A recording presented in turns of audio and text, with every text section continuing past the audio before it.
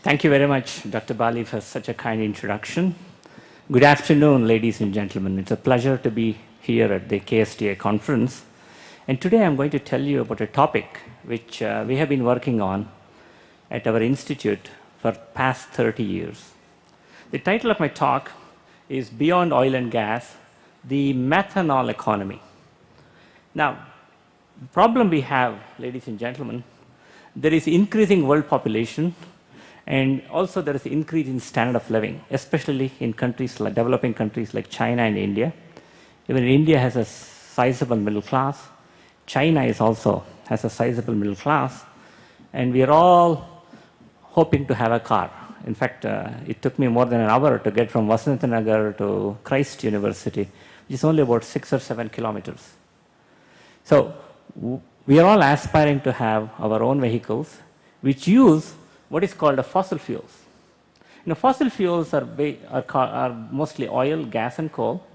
They're made of two simple elements, mostly carbon and hydrogen. They're called hydrocarbons.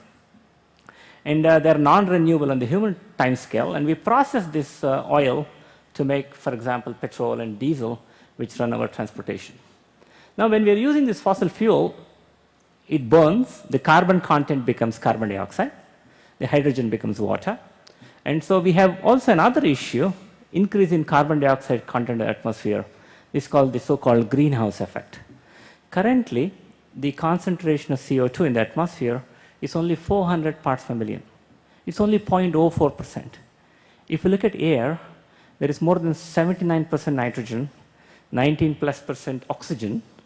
Even there is 1% argon, there's noble gas. It's amazing. And this is only 0.04%. At the turn of the 19th to 20th century, the amount of CO2 in the atmosphere was only 240 ppm.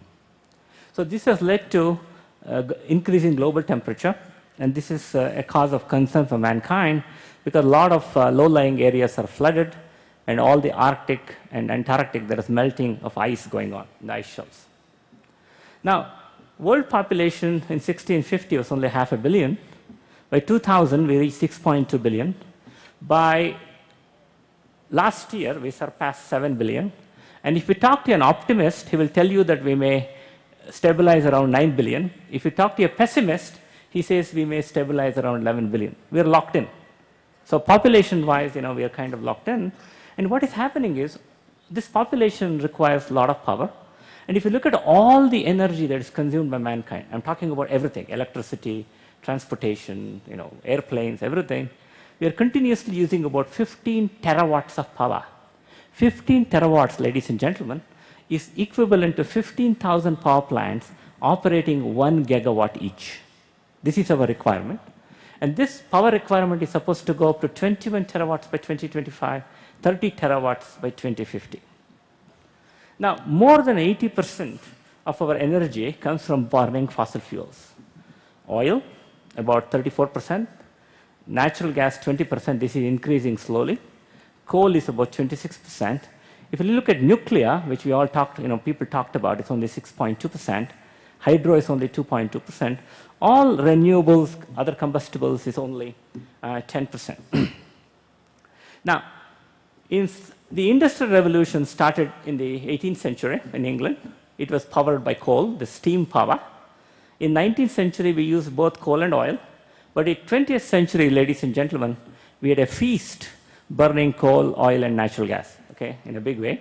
And these are called the fossil fuels.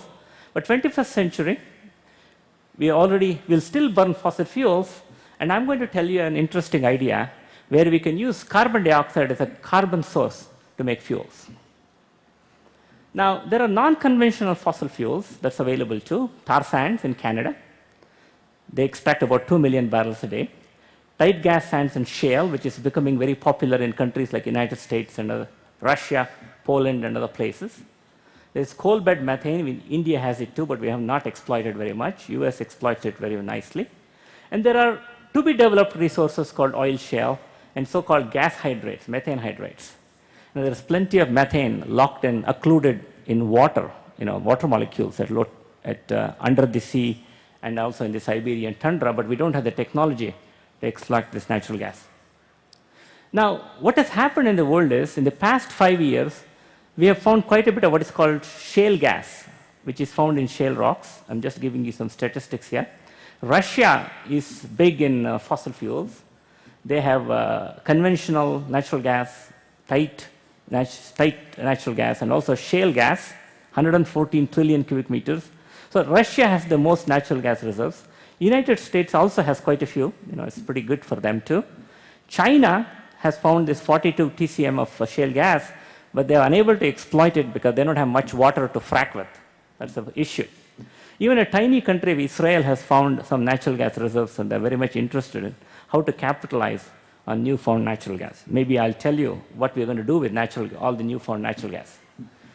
Now, all this burning of fossil fuels and other human activities, including coal burning, petroleum burning, natural gas burning, cement production, gas flaring, has resulted about more than 30 billion tons of annual anthropogenic, that means man-caused carbon dioxide, release into the atmosphere, which is leading to global warming and also ocean acidification. Okay, this is another big issue. And CO2 is considered carbon dioxide, 65% contributes to global warming. Methane itself is 23 times more global warming potential than CO2. And all the meat-eating countries, animal husbandry also leads to quite a bit of methane production. This is due to animal husbandry. And nitrous oxide, its emissions from automobiles is about 6%, and there is so-called freons and hydrofluorocarbons also cause global warming. Now, one of the solutions, the engineering solutions which people proposed for carbon dioxide, excessive carbon dioxide atmosphere, is to collect this CO2, capture CO2, and sequestrate. It's called CCS, carbon capture and sequestration. So basically, take that carbon dioxide, inject it into coal beds at depths, so it's held there, or in depleted natural gas fields, depleted oil fields, or deep aquifers, or you can put it under the oceans. And these are the solutions.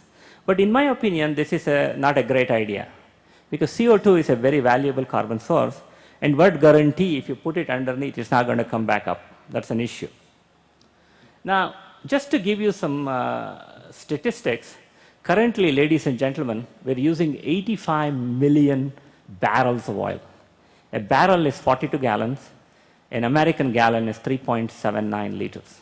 So it's quite a mind-boggling amount of oil we are consuming. 8 billion meter cube of natural gas, 16 million tons of coal. So 30 billion tons of CO2 is released in the atmosphere per year, contributing to so-called global warming. Now, the solution that was proposed, even including industrialized countries, is to go for the biofuels. Now, I'll tell you what the problem with biofuels is. America practices ethanol economy in a big way, and we divert 40% of our valuable corn crop. America is a big grain producer, and 40% of the corn is utilized to make this so-called bioethanol, very high technology process, and this is equivalent to about 225 million barrels of oil. So it's 2.5 days supply, if you really look at how much we consume a day. So in Canada, there is a proverb, it's Ravanasur Hottege, Ar Kasin Majjige Anta, ಒಂದು ಗಾದೆ. So it's very little biofuel, okay? Brazil, about 6 billion gallons of produced bioethanol from sugarcane. In my opinion, this is not a very sustainable solution for mankind. And biodiesel also requires more land. I'm not telling that don't use biofuels, but biofuels cannot supplant fossil fuels. It can only supplement fossil fuels. So biomass, let's look at nature. Nature recycles CO2 through a process called photosynthesis using a green dye called chlorophyll. And this is very specific, works very well, makes sugars and cellulose and things of that nature. But nature requires nurture. Nature is not very efficient. Nature follows the evolutionary trails, and it's very specific. If you look at how the sun's energy is fixed into sugarcane or corn or wheat or rice, the efficiency is less than 1%. Okay? So nature is not a solution because nature requires land availability and use. You need water resources, which is a much bigger problem, irrigation. Then there are concerns about fertilizer use, and all fertilizers come from fossil fuels.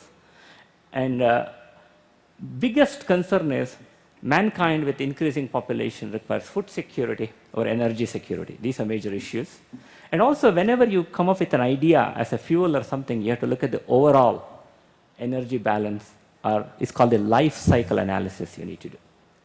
But, I'm not giving you a kind of a gloomy scenario. Don't despair. Almost all energy on Earth, apart from nuclear, has come from sun. Sun is the source of all energy, past, present, and the foreseeable future, that is next 4.5 billion years. In fact, fossil fuels, if you really think about it, it is nothing but fossilized sunshine. It all came from sun. So sun is putting out continuous 130,000 terawatts of power on Earth continuously. And our requirement is now at 15 terawatts. It may go up to 30 terawatts. So this is the situation, so we need not despair. There are a lot of alternative energies: hydropower, geothermal energy, wind energy, solar, biomass, ocean, nuclear.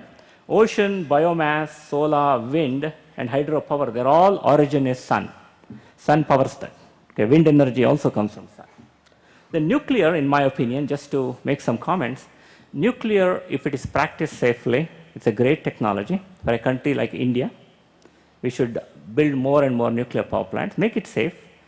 And also, if you really look at the history of nuclear power, there was a big problem in Fukushima in Japan. They had a big earthquake and a tsunami. Nobody expected that. But remember, nobody died in Fukushima. Only casualty that happened in a big way was in Chernobyl, and the Russians didn't build their plants properly. Now, if you really look at the electrical energy generated in industrial countries by non-fossil fuels, France leads it because France is 80% nuclear. I don't know, I've been to France many times. The French, they eat good food, they drink great red wine, good wine. If French can harness nuclear power safely, anybody can do it, including India. Okay? So this is a good source of power. Even United States, it's only 20% is nuclear.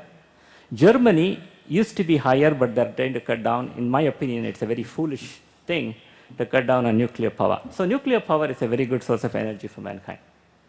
Now, the problem with alternative energies such as solar, wind, geothermal, even nuclear, if you think about it, they all produce electricity, but solar and wind are intermittent. So we need to store this energy, and batteries are not very good. Flywheels, water, compressed air, they have limited capacity. So the best way to store energy is to store in chemical bonds, ladies and gentlemen. We chemists know how to store energy, and nature knows how to do it too. So store it in such things as hydrogen or methanol. Now, everybody talked about hydrogen economy. Hydrogen economy was a big thing in America and other places. But the problem with hydrogen is a clean fuel. It can be used in fuel cells. But it's not a primary energy carrier on Earth because of its low boiling point. It's tied up in water and fossil fuels. It needs to be liberated. It has a love affair with oxygen in the air, incompatible. It makes, it explosively react. But the problem with hydrogen is, liquid hydrogen, even if you make it, has 1/3 the volumetric energy density of gasoline. So it's not a very viable material, as a fuel. And 2 grams occupy 22.4 liters. We all know this as the Avogadro law, some of the chemists in the audience. So you have to pressurize it. And the problem with hydrogen is, if you go to high pressures, any metal that has carbon in it becomes brittle. So the hydrogen can diffuse through rather readily. So this is a big issue. So infrastructure for hydrogen is rather expensive. It's also highly flammable. This is an issue. So what is the solution for that? We came up with about 20 years ago a concept called methanol economy. Now, why methanol? I would like to explain first before we say how we make methanol. Methanol, an unassuming molecule called methyl alcohol, it used to be called wood alcohol, is an exceedingly good fuel for internal combustion engine. It's a high octane number fuel, clean burning. It is half the BTU, the energy density of gasoline. In fact, 85% methanol and 15% gasoline could be used as M85 fuel. And methanol can also be converted to a compound called dimethyl ether, which is a high cetane. High cetane means it's a very good diesel substitute. And also LPG, liquefied petroleum gas, and liquefied nitrogen, natural gas substitute. It could be used in diesel fuels, and also could be used to replace kerosene or LPG, and China is already doing that. And methanol can also be utilized in direct methanol fuel cells. And methanol can also be converted to olefins, petrochemicals. So methanol could be your new petroleum. That's what I'm trying to tell you. Now, just to go fast, methanol is a liquid, boils at 64.7 degrees, high octane number. In fact, it was the choice fuel for race cars. Indy race circuit used methanol. And it also could be used with gasoline as M85 in flex fuel vehicles. It is half the volumetric energy content of gasoline, but more efficient and cleaner burning. It can also be blended into biodiesel. This was done. It's an excellent hydrogen carrier also. It's twice the energy density of liquid hydrogen. Now, I already said in internal combustion engine, it's very good. Octane number 100, you get higher compression ratio, higher flame speed. Because of higher latent heat vaporization, you can use air-cooled engines. It burns better and cleaner emissions. And also, you can extinguish the methanol fire with water, not foam. Gasoline requires foam, so it's very safe if there are accidents. And you can dispense it in gas stations. You can use it in... And also, there's a new generation of engines where methanol could be directly used in new generation spark ignition heavy-duty engines. In fact, just to make a point, that diesel engines, if you take a 9-liter diesel engine, it gives you the torque of 1,300 pound-feet. A similar size methanol engine gives you 2,000 pound-feet. In fact, this has been developed by MIT. This is going to revolutionize the heavy transportation sector industry. Now, what are the drawbacks? Methanol is corrosive, just like water, but this can be handled with material issues, not a big deal. In fact, an existing car can be converted to a methanol burning car just by investing about $100 in gaskets and pipes and tubings and things like that. No big deal. So methanol has low vapor pressure, so you need to put some gasoline with it. So you can make 85% methanol, 15% gasoline. Drinking can be lethal, but how many times you go to a petrol station and ask for a pint of petrol or gas or diesel to drink? We have to educate our people, but in small amounts it's not a problem. And already methanol is used in denitrification in sewage plants. And all your windshield wiper fluid in your car has 30% methanol in it. So methanol, if you drink a glass of beer, you get about 10 ppm methanol in your gut.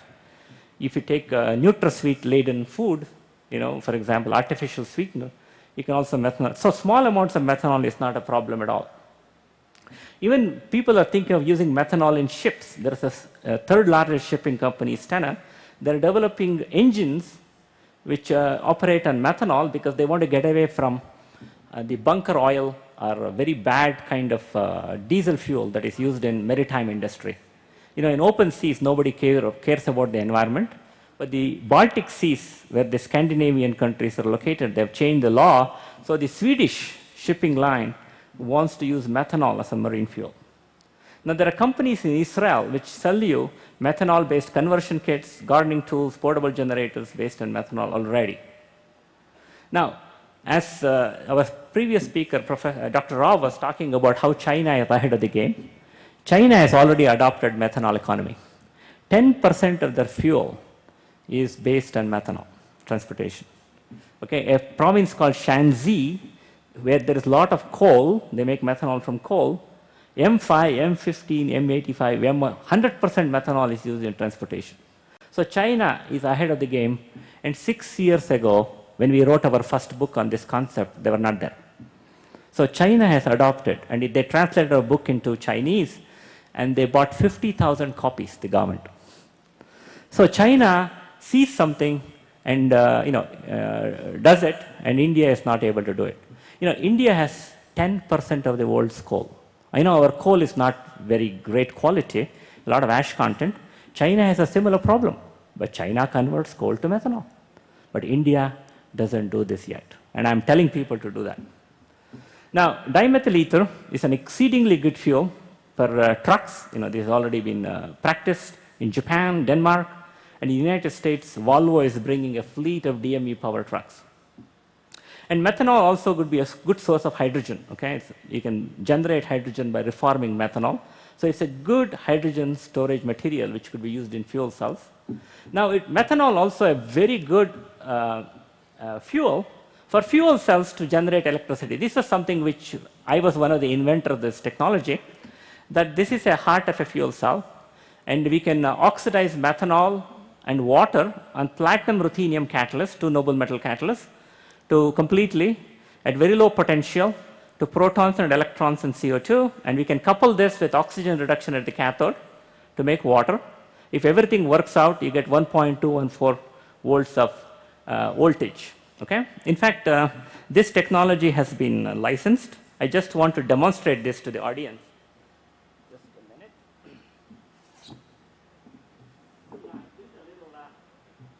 minute. Built a little toy here. This is a little methanol fuel cell I carry around. And this is an air-breathing fuel cell. And I'm just going to add some methanol and water to this little toy. And you can watch the propeller. This technology is so simple and very efficient. I have methanol and water with me. I'm just going to add it to the anode compartment and see what happens to this toy. It starts spinning. So we can generate electricity by oxidizing methanol even at room temperature at 40% efficiency, ladies and gentlemen. Your automobiles which you drive is about 17% efficient, okay? Well-to-wheel efficiency. The theoretical efficiency of a methanol fuel cell is about 97% efficiency, theoretical. So we can do 40% already, and the US Army uses our methanol fuel cell for special missions and things of that nature. So methanol has 5 kilowatt hours per liter of theoretical energy density, and you can harness 40% means it's 2,000 watts per kilogram. Your lithium-ion battery, your cell phone is only 150 watt hours per kilogram. So you can talk about the advantages of a methanol fuel cell.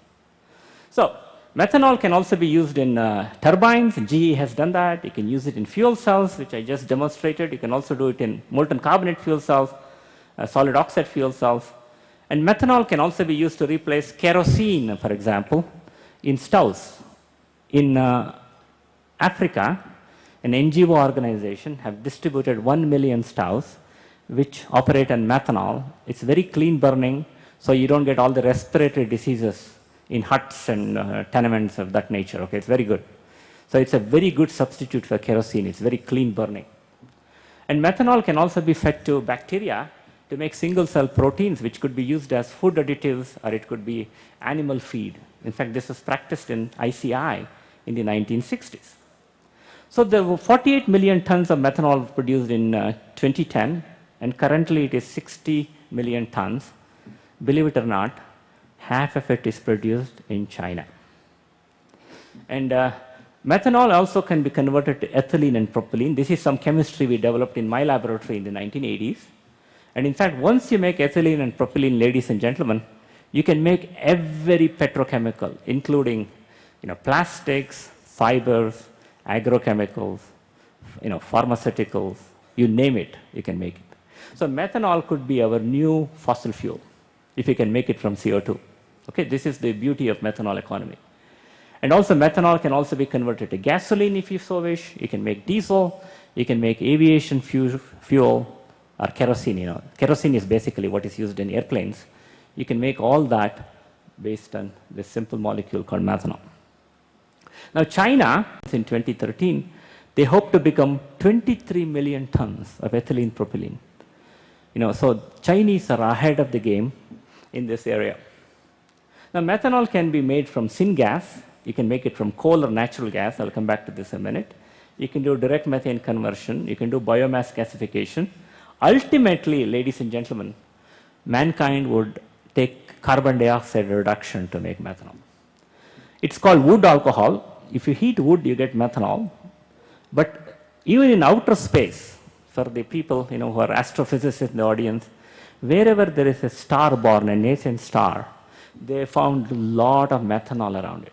Nobody knows the origin of that. There are a lot of organic molecules in space, and methanol apparently is a very abundant material. It's a 460 billion kilometer in diameter near nascent star. Such huge methanol clouds are found. Of course, it's vacuum mostly, but this is still a significant amount of methanol. Nobody knows what's happening. Now, there was a study put out by MIT in 2012 on the future of natural gas, which they found a lot of natural gas in US called the shale gas. Methanol has the lowest cost and lowest GHG emissions, but requires some infrastructure modification and faces substantial acceptance challenges. There is some perceptions about methanol because methanol could be poisonous or something. But methanol as a poison is not a problem. It is dispensed in many places, so this is not an issue. So even this MIT report, headed by the DOE Secretary, Dr. Moniz, recommends methanol is a good liquid that can be made from natural gas for the United States market. Methanol is made from syngas, which is a mixture of carbon monoxide and hydrogen. This is a very efficient exothermic process. But what is so good is if you have carbon dioxide and hydrogen, you can also make methanol. So this is what we propose for the future. And where do you get the hydrogen? You can get hydrogen by splitting water by any of the technologies, solar, wind, geothermal, and whatever. And right now, the syngas mixtures are made by steam reforming. This is how it's practiced in a large way. You make not only methanol, you also make ammonia. This is a very important process for mankind. But you can also do partial oxidation. You can also do what is called dry reforming. I don't want to take too much chemistry here. This is a general talk. But we have found a very interesting modification in my institute. We have patents on this. We have licensed. You can take 3 moles of methane, 2 moles of water, 1 mole of CO2. We can process it to make 4 moles of methanol. We call it bioreforming. So we have various variations of the chemistry, which has been published and patented.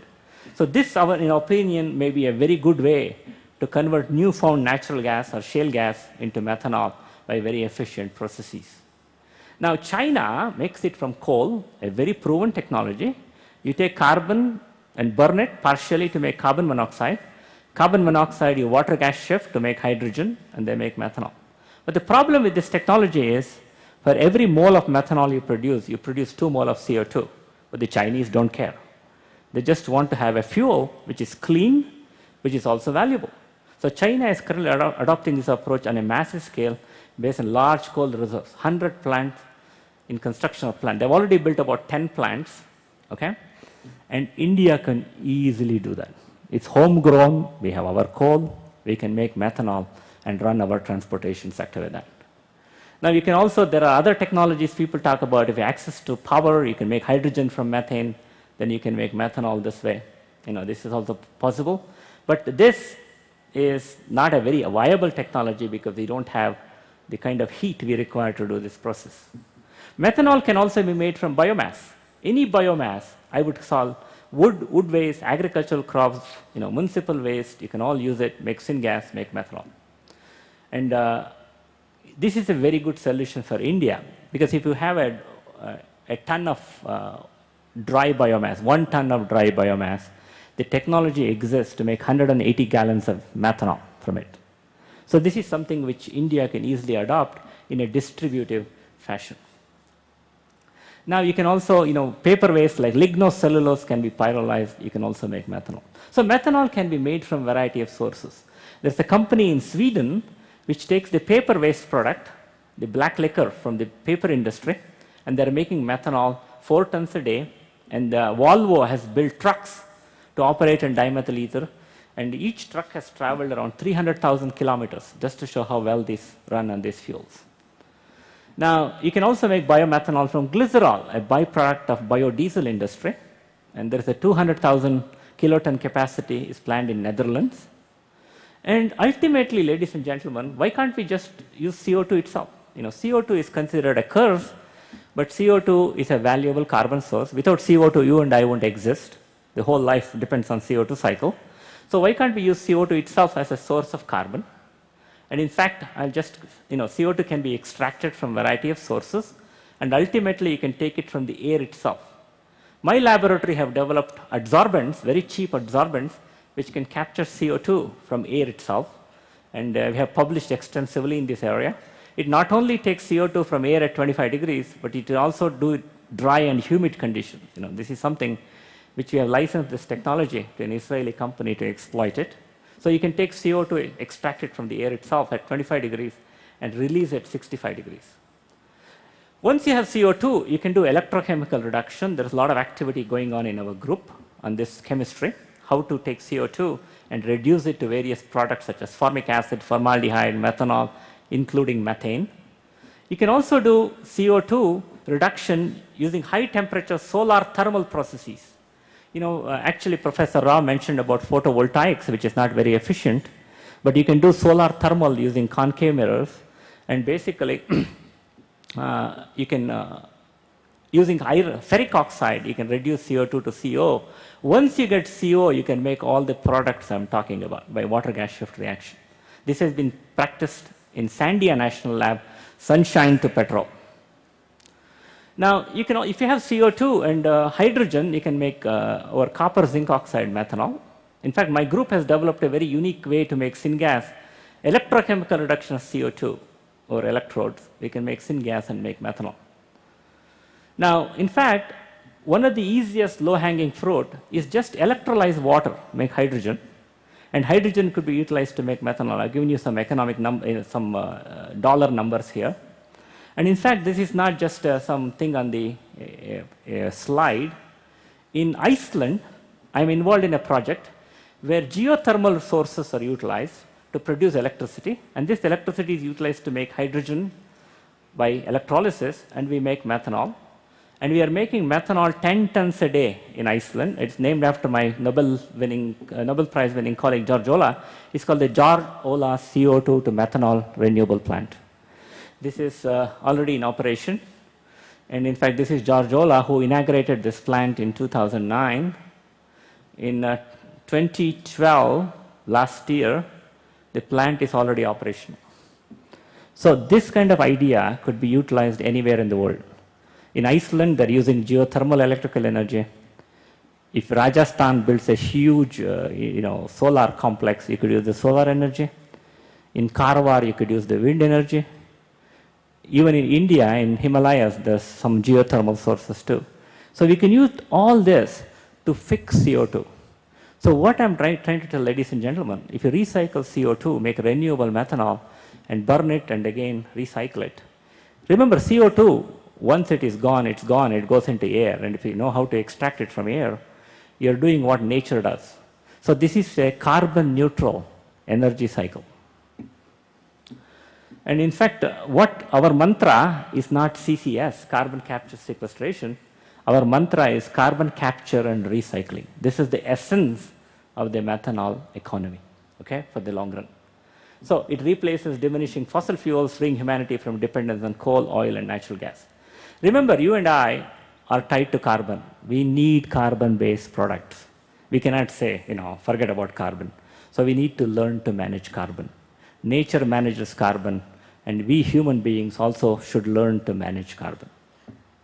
So ubiquitous methanol is a fuel and feedstock. Okay, you can make it from natural gas, in America probably with shale gas for the next 50 to 80 years. We can do from coal, that's what China does. India should be doing this. We can also do biomass, waste, or any carbon source you can make methanol. Ultimately, ladies and gentlemen, we will recycle CO2 to make methanol. CO2 is a one carbon problem. Methanol is a one carbon holistic solution. That's what I'm trying to tell you. Very simple. In fact, in America, we have an expression called KISS. Keep it simple, silly, or keep it simple, stupid. That's the principle. Now, right now, we are all blessed with fossil fuels, fossilized sunshine. We can take all this and make methanol. But once we run out of fossil fuels, we can do what is called anthropogenic carbon cycle, the man-made carbon cycle, which is the essence of the methanol economy. So this has been licensed. I don't want to tell too much about this. There's already a lot of interest. And I already said China is a major adopter of methanol economy idea. And we wrote a book in 2006 and the second edition in 2009. This book has been translated into 4 other languages. And the Chinese took a lot of interest. The Japanese, the Chinese, the Swedish, and the Hungarians. And this is written at 12th grade level. You can read this. It's a very simple book actually to read. And these are some of my group. And this is my colleague George Ola, who is 86 years of age. He got his Nobel Prize in chemistry for superacid chemistry. And recently with him, I jointly won the inaugural $1 million Eric and Shaila Sampson Prime Minister's Prize for alternative to transportation fuels. And I was in Israel last week, and this is Benjamin Netanyahu giving me, with all this in Israel, we had a big celebrations. With that, ladies and gentlemen, thank you for your kind attention. I'm between, my lecture and your lunch. I'm sorry about that.